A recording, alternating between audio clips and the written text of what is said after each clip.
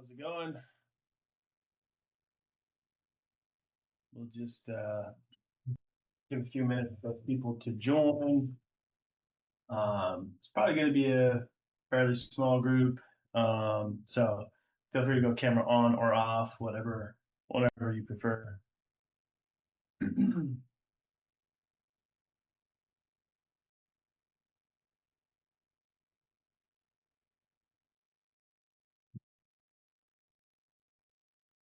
Looks like it's just me right now.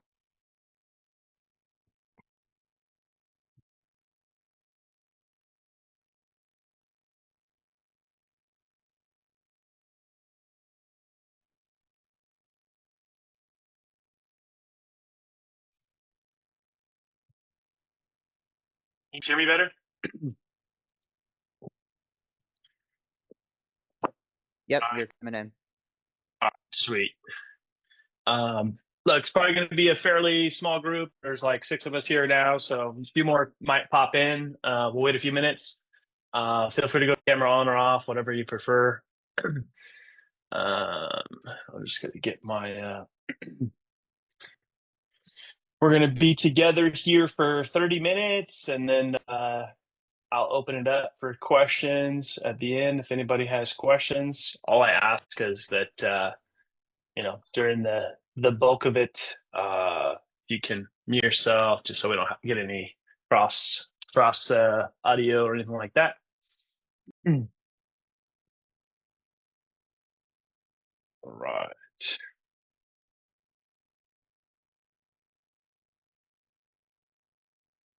Okay, we'll get started. Let's see. Let me share my screen here, guys. All right. So today, we're going to cover how to basically start virtually flipping houses. Whoops, got ahead of myself there.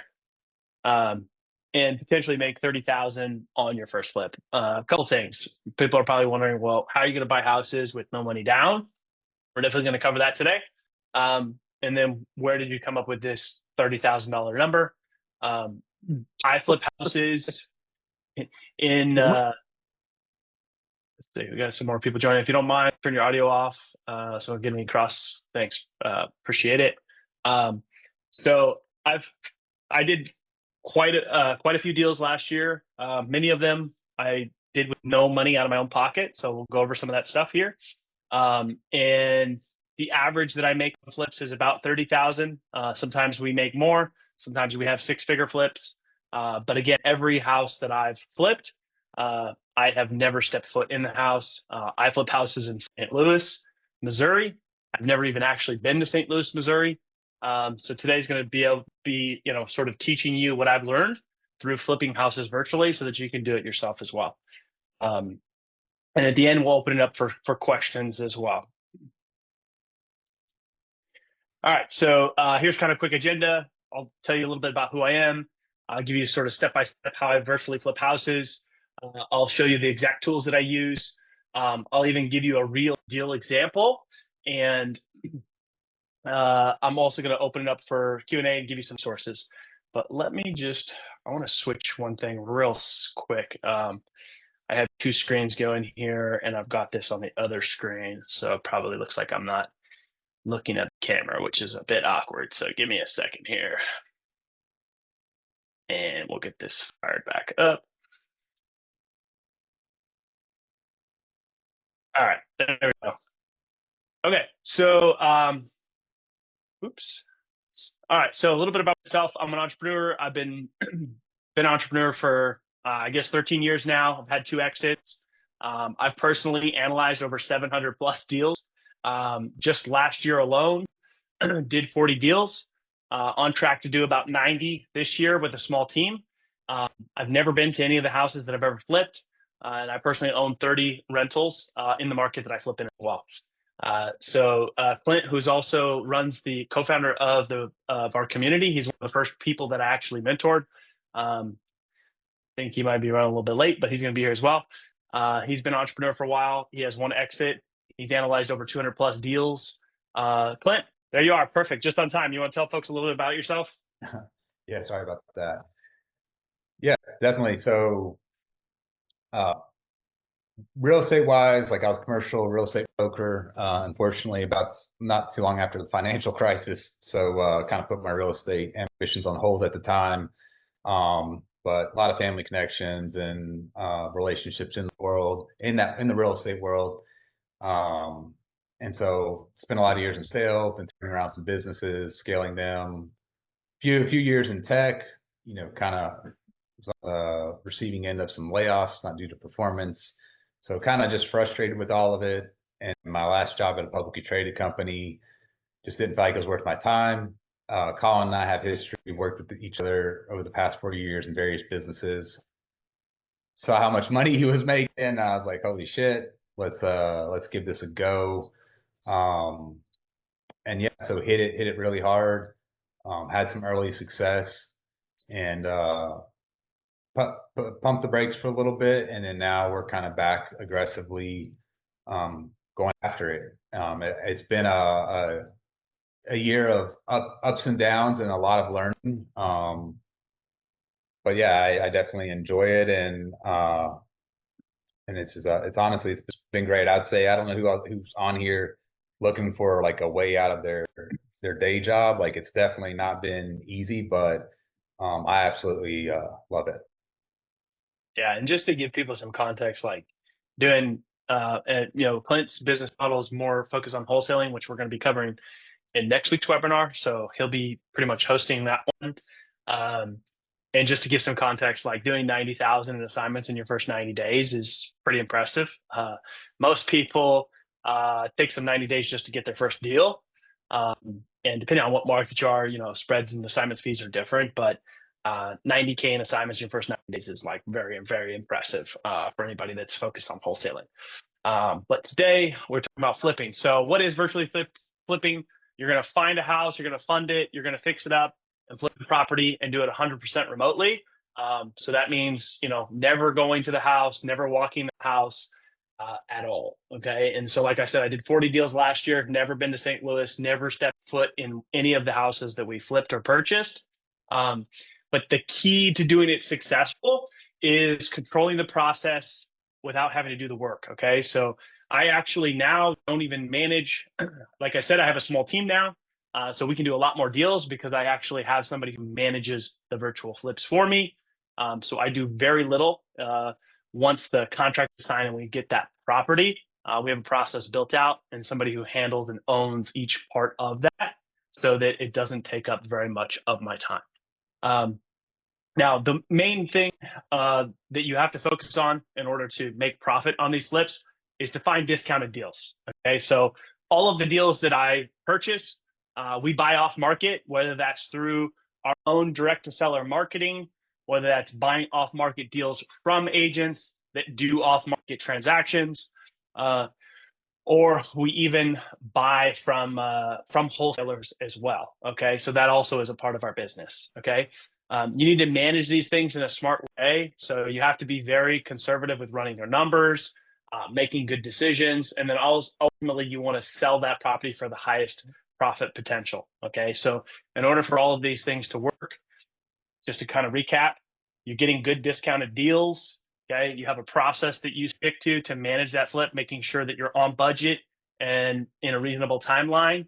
And then you need to understand the market and the comps in that market. And you can obviously get agents that you can lean on to help you with this so that you can make sure that you're selling it for the highest profit potential. All right, so that's the name of the game of virtually flipping houses. All right, so how do you start virtually flipping? So number one, the first thing that you have to do is you got to pick a market. I'm a fan of the Midwest market. Like I said, I do flips in St. Louis. There's many other markets that have similar numbers to it. You're going to want to build a buy box. Okay, so I'm going to just kind of show you really quick what that looks like. All right, so this is what a buy box is. So this is the criteria. These are all of the areas that we buy in. So some of these you see we do flips. Some of them we do rentals, but this is what a buy box is, right? So we buy single family and multi-family homes in any condition. And then we have some kind of hard lines of things we will not buy. So we don't buy anything on double yellow lines or on a main street. We will not buy anything in a flood zone, in extremely high crime, anything that has fire or water damage we avoid. And then we also don't buy anything on the slab. So we typically are buying houses that have a basement. It just makes it a lot easier if you have to do any plumbing work or anything like that. Okay. So that's what a buy box looks like after you've picked a market. You're going to want to pick then 1 to 2 marketing channels. Okay. I'm going to break these down. Everybody can get a copy to this as well. We'll send this out once we're done, so you have these resources. But you're going to want to pick 1 to 2 marketing channels, okay? And let me explain each of these. So cold calling is my personal favorite. It's the channel that I started with, and we still run today. It's easy to set up. It does have the highest ROI, and it's the best place to start, okay? I get about an 8x return on cold calling, and I completely outsource that to a company called Motivated Callers. So they handle the dialing software, the pulling the data, phone numbers, and skip tracing that data. And then they put a person into to make those calls. And then I just get daily leads that we can work. All right. Another channel is texting. So we do manage texting campaigns in-house. The way that we do that is we actually just text the people that we couldn't reach over the phone through cold calling. Sometimes we find some additional deals in there where people just prefer text as their kind of preferred communication channel, right? So you'll need a VA. It does have a high ROI, but if you're just doing texting alone without sort of marrying it with cold calling, it can be very inconsistent. You probably won't get enough deals, to have a good deal flow. Next is PPC. So with PPC, it's a great inbound channel. It is expensive. You're going to get motivated sellers, but it's just not the best channel to start on.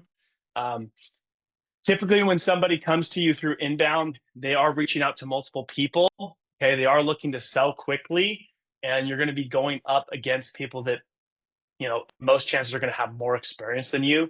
Okay, so I wouldn't recommend starting with PPC. Another good channel is direct mail. This is it's a great channel, but it does take time. Okay, so you might have to send somebody 6 to 8 pieces of mail before you actually get a response, and you typically are only going to see about a 1% response rate. Okay. If you do direct mail, I highly recommend using niche data like probates or free foreclosures and things like that. Agent outreach is also a great channel. It's a great channel to start with. It's very easy to get a list of agents and start reaching out to them. I'm typically not calling agents that have listings. We're reaching out to agents, cold outreach to agents. Trying to figure out if they, get off-market deals, if they tend to work with investors. This is a channel that we still get a lot of deal flow from, and we still consistently do. All right.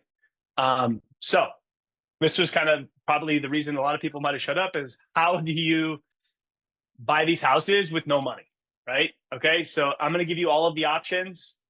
You can choose any of these. I can tell you which ones I use and which ones I don't. So, one way that people do this, I personally never went this route, is credit stacking. So you can get 0% interest cards, 0% interest business credit cards, okay? And you can convert those to cash and use it to flip houses, okay? So it's 0% interest. That is an option. There's a lot of resources and things if you do your own research and you can look into it. I personally don't have experience with it. All right. Another one is you can use a HELOC. I've never gone this route, but if you have a home and you have equity in that home, you can get a home equity line of credit, and you can use those funds for anything you want. And you can use that to flip houses.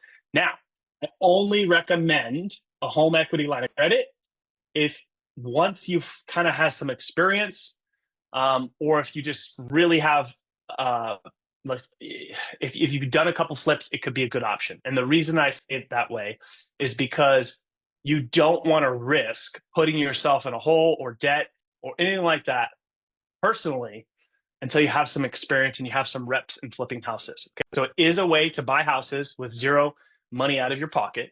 Okay. The next option is a private money lender. Okay. What is a private money lender? These are friends and family. So they're not banks.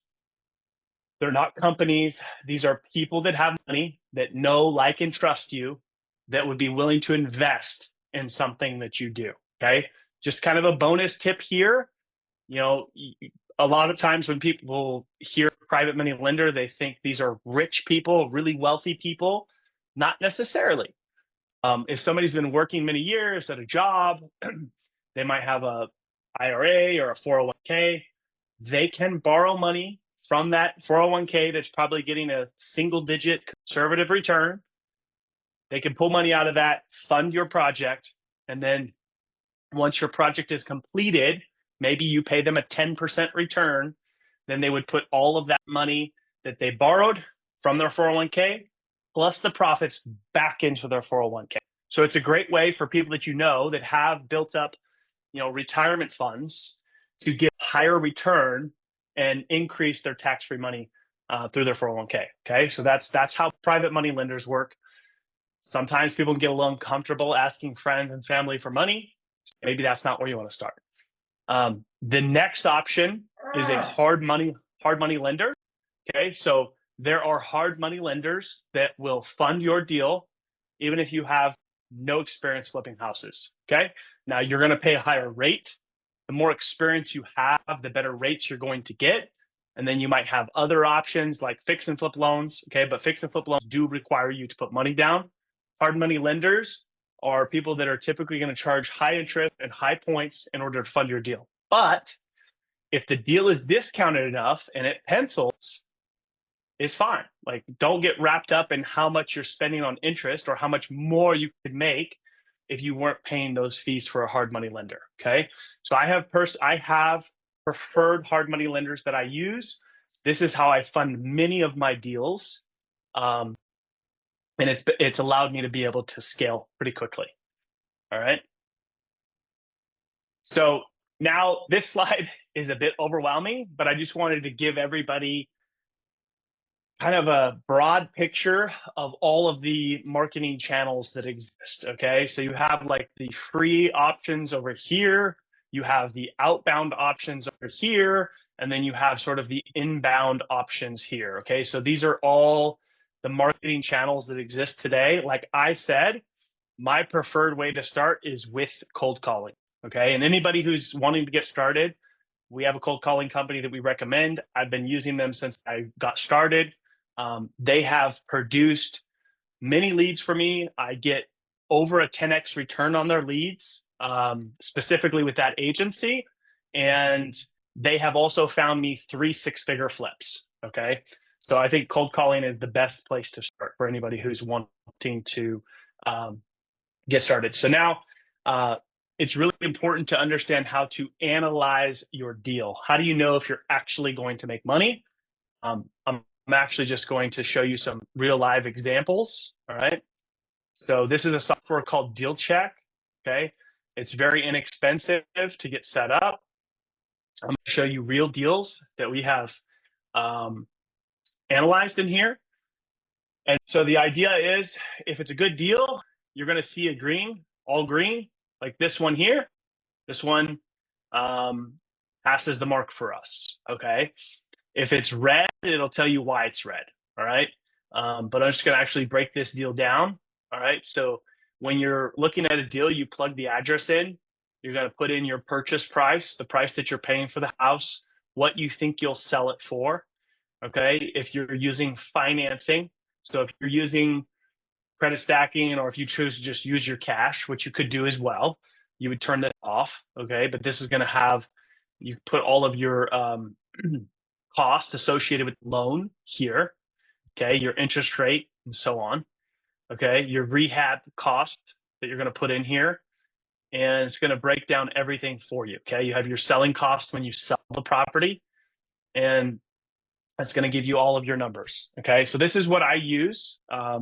When you set this up, you have the ability to create templates okay, so that the deals fit the criteria that you're looking for, right? You might be looking for a certain cash on cash return. You might want to have a certain amount of profit. You might want to limit the amount of money you put into the deal, and so on. So you can set all that up, and then from there, you're just plugging your numbers in, all right?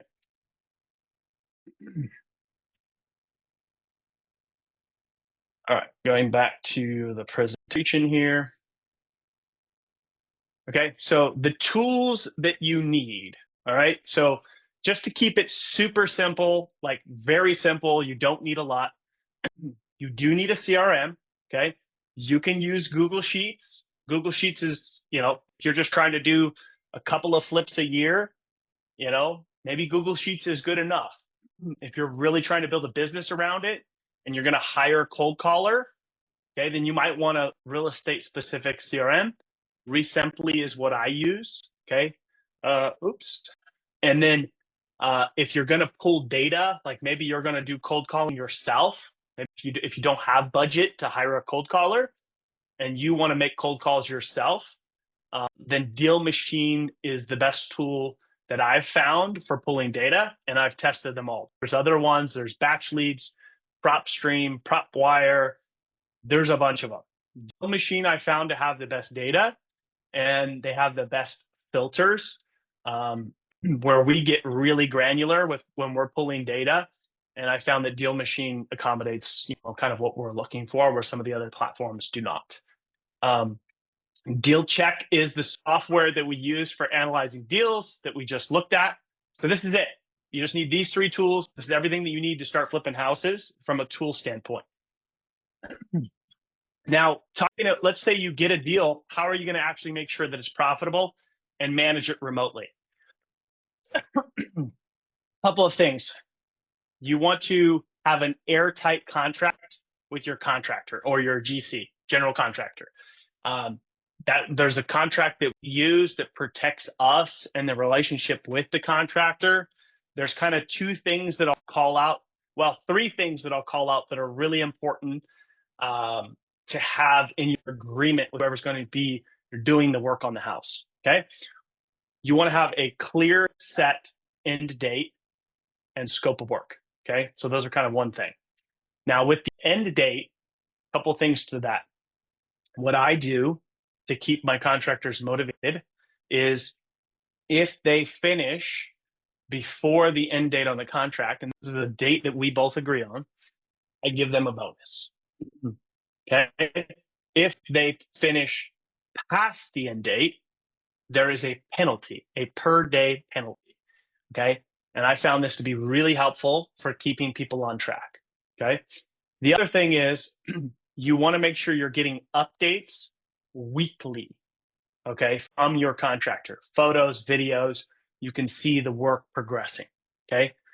Next thing, only pay on milestones. So if you break it into phases, phase 1, phase 2, phase 3, okay, they get paid for phase 1 when phase 1 is complete. Now you'll get a lot of contractors that want to deposit 50% up front and so on. Those aren't the contractors you want to work with. They might be great contractors, okay? But in my experience, contractors that don't have the cash to fund materials to start a job typically don't manage their budgets well or their crews, okay? Now, if it's your very first time working with a contractor, they don't know you just as much as you don't know them. So they might require a small deposit, okay? So you might have to be flexible, but what I don't want anybody to do is you would never pay 50% of the budget as a deposit, okay? Because that's totally unreasonable, all right? Enough to get them started so that there's some trust established. And now, me and my contractor have a very good relationship. It's just automatic. They send us pictures every time before they send an invoice, and then we only pay on work done, all right? You can use draw schedules and make sure that you have inspections done before you pay, okay? So if you're using a hard money lender, that may already be part of their process. But if their hard money lender is not part of their process and they're a little bit more lenient and they're expecting you to just take care of things the way that they should be done, And if you're first time working with a contractor, you can use a third party to inspect the property before you make any payments. Okay. Make sure the other thing is, you don't want to hire like different people to do the kitchen and the floors and the paint and the demo and then be managing that yourself. Okay. It'll drive you insane. Okay. So I highly recommend using a local GC who maybe has their own crew and or uses subs. Okay. Or you can hire a project manager. Okay. And it may cost you an extra 10 or 15% to do the job with a project manager. But if you're trying to play it safe and you're just building relationships in the market, I highly recommend it. All right. So a couple of things about selling your flip to make sure it's profitable. Okay. Number one, you want to find a great agent. Okay. So whatever agent that you go with, you're interviewing them to see, do they know the area? What's their process? What do they think they can sell the house for, and so on. Those things are all table stakes. All right. But the things that people often skip on is they don't get references. Find out what other investors they've worked with. Okay. Talk to those investors. How was your experience? Do you still use them? Things like that. The other thing is check their transaction history. Like most of these realtors have Zillow or Realtor or Redfin profiles, okay, or homes.com. And there's some transparency there. You can see what they've sold in the past. Are they doing like 1 or 2 deals a year? Are they doing like 30 deals a year? Okay, that'll give you an idea of like how much volume they're doing to make sure that they're not just talking a big game. All right. And the next thing here is I highly, highly, highly suggest investing in staging your property. 1, your home will sell faster, and 2, you will get more profit. Okay.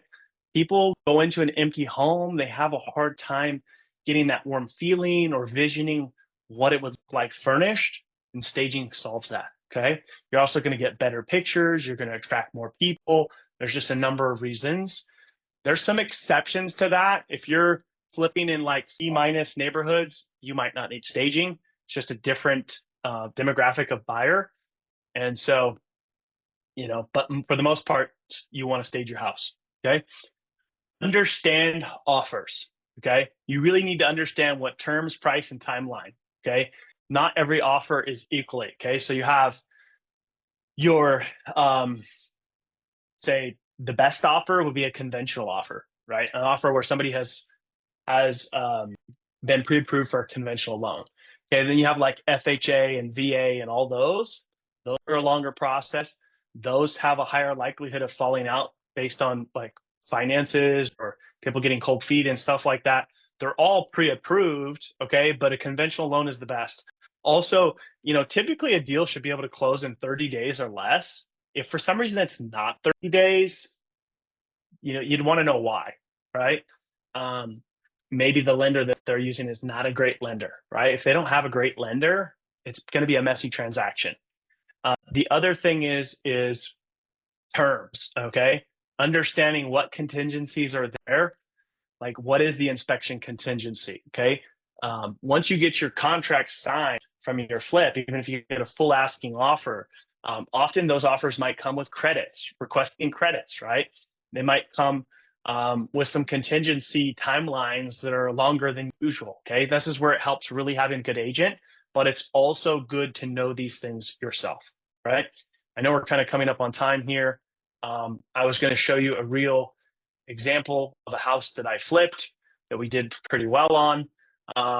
This is a house in St. Louis. I'm going to kind of go through this quickly. So this was a full rehab. We did rip a wall out, just to be an idea before and after. Okay. So this is the living room before, this is after with staging. All right. This is the kitchen before, very dated. Okay. We changed the layout here a bit. We opened a wall up over here. Dining area. This was the dining area before and after. Okay. Bedroom before and after. Okay, you can see staging makes a huge difference. Skip the other bedroom. Bathroom before, after. Okay, gives you an idea of what a finished product looks like. All right, next steps. If you just came here for the webinar, totally cool. If you're interested in flipping houses, we do have a community that Clint and I run. It's called Real Estate Deal Makers. You can check it out from the link here. As kind of a bonus for anybody who showed up to the webinar, we're doing this for anybody who joins today. They're going to get 2 bonuses for joining. Okay. I mean, basically, if you join the next 24 hours, whatever. If you were at the webinar and you join the next 24 hours, we're going to honor this for you. You're going to get a 30-minute coaching call. We're going to help you pick a market, pick a marketing channel, and get things set up so you can hit the ground running. Okay. And then we'll also give you 5,000 leads with phone numbers based on some motivated filters that we use in any market of your choice. Okay. So if you do decide to join the community, you're going to get those 2 bonuses. That's my quick 30-second sales pitch. If you just wanted to join the free webinar and you found it valuable, maybe tell somebody else about it, post about it, whatever, any way that you can show gratitude would be appreciated. Okay. And with that, we're done. I'll open it up for questions. If you have a question, feel free to raise your hand, type it in the chat, turn your video on, whatever the case is. We're here to serve you.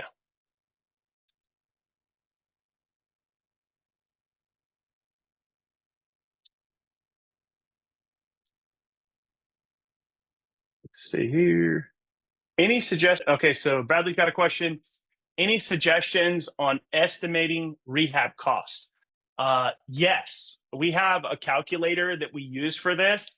And it basically allows you to just put the square footage in. I had actually built this calculator because what we were using before wasn't great.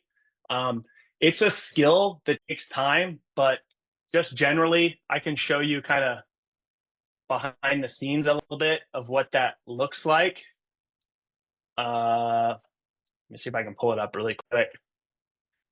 But basically, it allows you to put the square footage of the house and then the things that you're going to rehab. Okay. What do we call this? The world's greatest repair calculator or something like that? What happens when you're working at something at 3 a.m? Yeah, you can entertain yourself. Okay, so this is just like a general rule of thumb. Okay, so like mid-range price point. So if you put the square footage of the house in here, it's going to kind of give you an idea. Low, mid, full, at exterior, full, or gut job. That's what it's going to cost for a 1,500 square foot house. Okay.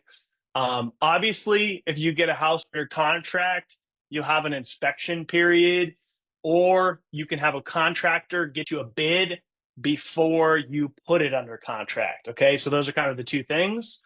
But this gives you a pretty good idea, right? If it's a 1,500 square foot house, floors, installed labor, and these are a little bit, on the higher end, so gives you a little cushion. But like just for floors, paint, and roof, it's going to be 27 grand.